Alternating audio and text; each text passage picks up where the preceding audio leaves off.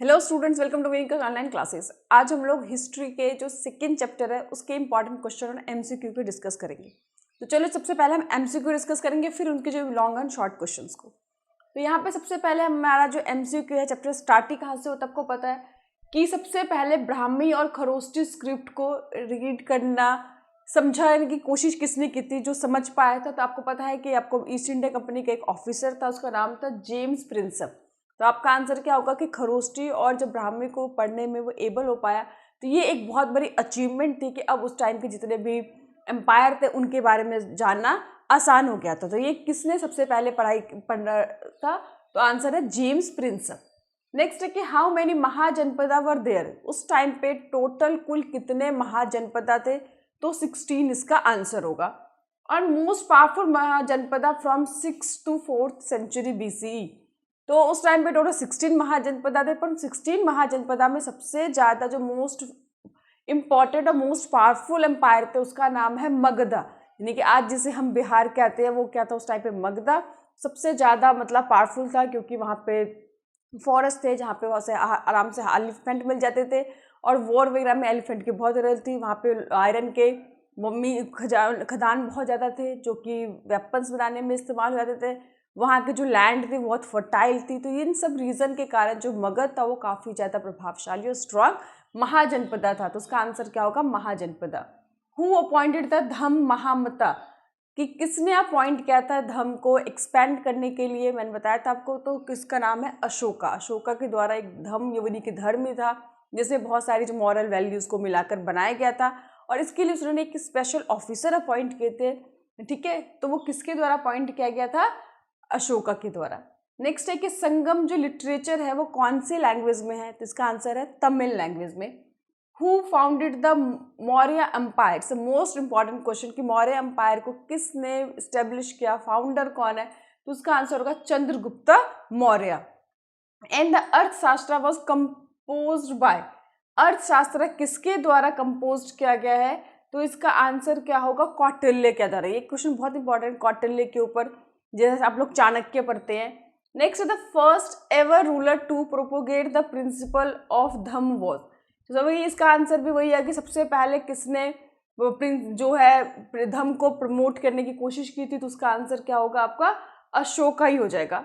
Dash was the owner master head of the house. आपको पता होगा कि घर का जो हेड होता था मास्टर से क्या कहते थे? गृहपति।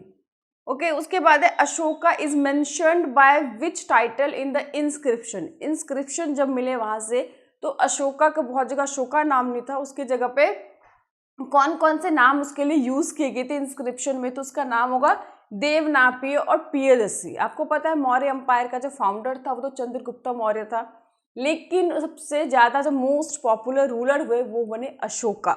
ठीक है, ग्रैंडसन ऑफ चंद्रगुप्त मौर्य। तो उसको इंस्क्रिप्शन पे जो इन्फॉर्मेशन मिली है कि उनको देवनापी या प्रियदर्शी के नाम से बेसिकली लोग जानते थे। नेक्स्ट है कि dash wrote about the Maurya empire in his book Indica. Indica जो बुक है वो किसके द्वारा लिखी गई है? तो वो जो मैग्नेस्टिस थे वो बेसिकली राज दरबारी थे, वो यहाँ पर आए थे और उन्होंने मौर्य एम्पायर के बारे में बहुत कुछ लिखा है। हु वॉज द धम्म महात्मा? धम्म महामता कौन थे? एक स्पेशल ऑफिसर थे जो अशोका के द्वारा अपॉइंटेड किए गए थे, और इनका काम क्या था? जो ये धम्म था उसको जगह जगह पे स्प्रेड करना, फैलाना, तो उन्हें धम्म महामता कहा गया। Who compose the Pragya Prashasti in the praise of Samudragupta? Samudragupta के जो प्रशिष्ट थे यानी कि उनकी तारीफ जो थी लिखी गई थी वो किसके द्वारा लिखी गई थी? इसका आंसर है हरिसेना। तो ये 14-15 जो इंपॉर्टेंट क्वेश्चन है इस चैप्टर में वही इंपॉर्टेंट है आपके एमसीक्यू के लिए। अगर हम लॉन्ग क्वेश्चन की बात करें तो लॉन्ग क्वेश्चन में सबसे पहला आपका इंपॉर्टेंट है इंस्क्रिप्शन। आपने पढ़ा था कि जो इंस्क्रिप्शन है वो बहुत इंपॉर्टेंट थे वहाँ के उस टाइम के जो रूलर्स के बारे में, एम्पायर के बारे में इंस्क्रिप्शन के द्वारा बहुत सारी इन्फॉर्मेशन मिली है। बट इंस्क्रिप्शन की अपनी कुछ लिमिटेशंस होती है, अपनी कुछ सीमाएं होती है, जिसके कारण हम बहुत कुछ उनके बारे में नहीं जान सकते। तो वही क्वेश्चन आता है critically examine the limitation of the inscription evidence in understanding the political economic history India, कि उनकी क्या क्या लिमिटेशन है, क्या क्या उनकी सीमाएं हैं जिसके कारण उसको बहुत ज़्यादा यूज एज एविडेंस नहीं किया जा सकता। तो आपको पता हो जो इंस्क्रिप्शंस होते हैं उनको बाय द टाइम कुछ उनके जो वर्ड्स होते हैं मिट जाते हैं, मिट जाने के कारण सही उनका अर्थ नहीं निकाला जाता। बहुत सारे ऐसे इंस्क्रिप्शन मिले जिन लैंग्वेज को पढ़ना ही नहीं आया आज तक, तो उसके बारे में समझ ही नहीं पाए। ठीक है, तो ये सब बेसिकली आपको बताना है क्या क्या उनकी सीमाएं या लिमिटेशन है। How did Magadha become the most powerful Mahajanapada between 6th and 4th century BC? मैंने बताया कि उस टाइम पे टोटल 16 महाजनपदा थे, लेकिन सबसे मोस्ट जो इम्पॉर्टेंट और स्ट्रांग जो थे, पावरफुल जो थे, वो कौन सा था? मगधा था। तो रीज़न मैंने आपको बताया अभी, उसको और अच्छे से एलिब्रेट करके लिखना है। या for features of Magadh Mahajanapada है तो भी उसका आंसर यही आपका होगा। नेक्स्ट है, why the 16th century BC ऑफर regarded as a major turning point in the early Indian history? कि क्यों जो 6th century है उसको turning point of Indian history कहा जाता है? क्योंकि ये एक ऐसा टाइम पीरियड था जिसमें बहुत ज़्यादा चेंजेस आए थे, बहुत बदलाव आए थे। जगह जगह पे एग्रीकल्चर सेटलमेंट स्टार्ट हुए थे, जो किंग्स थे अलग अलग एरिया में डेवलप हो रहे थे। मौर्य एम्पायर हो गए, या फिर साउथ के अंदर चोला, पांडु, चालुक्य, ये सब ऐसे मतलब टाइम था कि जब बहुत ज़्यादा हिस्ट्री के अंदर परिवर्तन आने स्टार्ट हुए थे। नेक्स्ट है, how did Kushan ruler exemplified themselves with the high status? आपको पता होगा कुषाण वो पहले रूलर थे जिन्होंने अपने आप को डायरेक्ट भगवान से कनेक्ट करने के लिए बहुत सारे शब्दों का इस्तेमाल, जैसे कि स्वर्गपुत्र हो गया, देवतुल्य हो गया। यानी कि जब कोई भी राजा अपने आप को जो भगवान से कनेक्ट कर लेता है तो आम जनता के बीच उसकी जो पॉपुलैरिटी होती है बढ़ जाती है, और आम जनता उस राजा को भगवान के जैसा मानने लगती है और उनकी हर बात के पीछे पीछे चलने लगते हैं। तो कुषाण एक रूलर था जिसने अपने आप को हाई स्टेटस देने के लिए डायरेक्टली उसने भगवान से कनेक्ट कर लिया था। स्वर्गपुत्र, देवतुल्य, देवपुत्र, इन सब चीज़ों को उसने बेसिकली अपने लिए यूज़ किया था। नेक्स्ट है, mention any 2 pieces of evidence which regarded as the Ashoka as the most popular ruler of the 6th century BC। देखिए, मौर्य एम्पायर के बारे में क्वेश्चन आए और अशोका के बारे में आए, ऐसा बिल्कुल नहीं हो सकता, क्योंकि मौर्य एम्पायर के बारे में अगर जब भी बात होगी तो अशोका के रिगार्डिंग जरूर बात होगी। तो आपको ऐसे 2 एविडेंस बताने हैं जिससे पता चले कि जो अशोका था सबसे ज़्यादा मोस्ट इंपॉर्टेंट और पावरफुल रूलर था।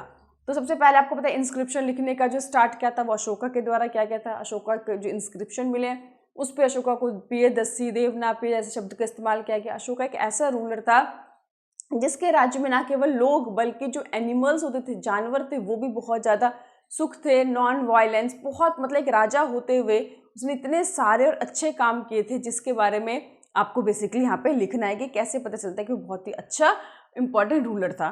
नेक्स्ट है कि historian have used a variety of source to reconstruct the history of Maurya empire, state any 4 sources. कि हिस्टोरियंस जो थे वो मौर्य एम्पायर के बारे में जानने के लिए बहुत सारे सोर्सेज का उन्होंने इस्तेमाल किया। तो 4 कौन कौन से सोर्सेज थे? देखो, सबसे पहले तो वहाँ खुदाई, कहीं पे भी किसी की चीज़ की जानने के लिए वहाँ पे खुदाई की जाती है ताकि वहाँ से निकले हुए चीज़ों के बारे में पता लगा के हम उस टाइम के बारे में पता लगा सकते हैं। उसके बाद इंस्क्रिप्शन, आपने देखा कि जो अशोक था वो पहला रूलर था जिसने इंस्क्रिप्शन लिखा, उसने इनग्रेव्ड करके पत्थरों के ऊपर खुदाई करके बहुत सारे मैसेजेस, बहुत सारे जो रॉयल ऑर्डर्स थे वो सब चीज़ें लिखा, तो उनके माध्यम से। उसके बाद आपने देखा कि कौटिल्य की जो अर्थशास्त्र बुक लिखी है उनके माध्यम से जानने की कोशिश की। फिर मैगस्थनीज नाम का एक राजदूत था जो कि बेसिकली उसने इंडिका बुक लिखी थी, उसने भी मुगल मौर्य एम्पायर के बारे में बहुत कुछ लिखा था। तो इस तरह के बहुत सारे सोर्सेज को इकट्ठा किया गया ताकि मौर्य एम्पायर को जान सके और अच्छे से जान सके उस टाइम पे क्या सिस्टम था, किस तरह से रूल करते थे, फाउंडर कौन थे, कैसा एडमिनिस्ट्रेशन था, कैसा पॉलिटिकल सिस्टम था। तो ये बेसिकली आपको सोर्सेज बताने हैं। तो इसमें आपको ध्यान रखना, मगध इंपॉर्टेंट है, मौर्य एम्पायर इंपॉर्टेंट है। उसके बाद आपको मैंने बताया कि जो बेसिकली जो इंस्क्रिप्शन है उसकी लिमिटेशंस है और क्यों उसको 6 को टर्निंग पॉइंट कहा जाता है। और कुषाण रूलर में शॉर्ट क्वेश्चंस आएंगे कि उसने अपने आप को हाई स्टेटस देने के लिए कौन से टाइटल का यूज़ किया, पहला रूलर कौन था। तो ऐसे छोटे छोटे क्वेश्चंस में, वो बड़े क्वेश्चन में महाजनपदा और अशोका का मौर्य एम्पायर और इंस्क्रिप्शन, ये ज़्यादा इंपॉर्टेंट है इस चैप्टर के पॉइंट ऑफ व्यू से। आई होप आपको समझ में आ गया होगा। बाकी चैप्टर वाइज सारे ही चैप्टर की जो हिस्ट्री के इंपॉर्टेंट MCQ मैं अपलोड कर चुकी हूँ। ऐसे जैसे मैंने पॉलिटिकल साइंस के बनाए वैसे 5 समय पर हिस्ट्री के भी देने वाली हूँ, और आप लोग प्लीज़ उसको ज़रूर अच्छे से कवर कीजिए पूरा चैप्टर। मुझे पता है कि पढ़ने के बाद आपको याद कुछ इंपॉर्टेंट चीज़ें ही अच्छे से रहती है, तो इसीलिए आप जो पेपर मैं आपको दे रही हूँ उन पे ज़्यादा फोकस कीजिए, उनको आप अच्छे से लर्न कीजिए। बाकी कोई भी दिक्कत हो, प्रॉब्लम हो, आप लोग मुझे कमेंट करके बता सकते हैं। Thank you.